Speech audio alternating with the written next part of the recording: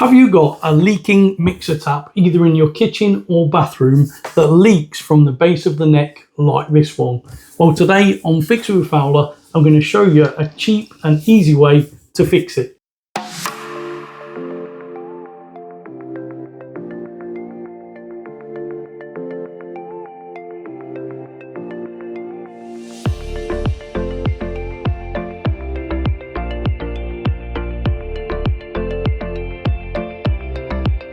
Unlike most plumbing jobs, you don't actually need to isolate the water to carry out this work.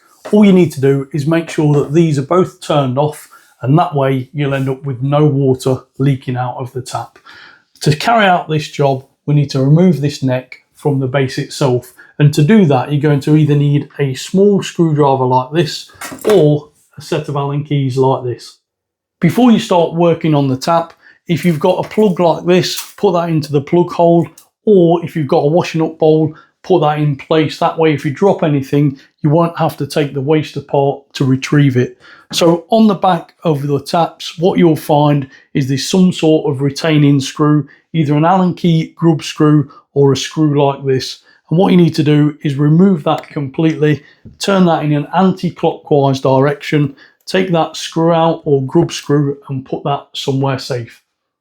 Before you remove the neck from the base of the tap, place some towels behind the tap itself. That way it will prevent any water spilling onto the worktop.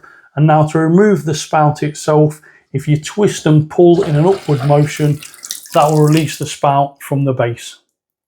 On the base of the neck of the tap, we've got a nylon retaining washer and then two rubber O-rings. Each tap might be different, but what we're looking to do is replace these rubber O-rings.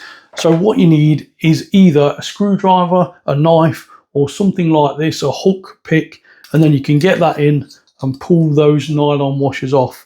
Now once you've got them off, you can either take that to a local DIY store and try and get something similar, or I've opted for a kit like this which comes with loads of different O-rings, which guarantees you're going to find one for your tap. It'll also come in handy for other jobs that I've got planned.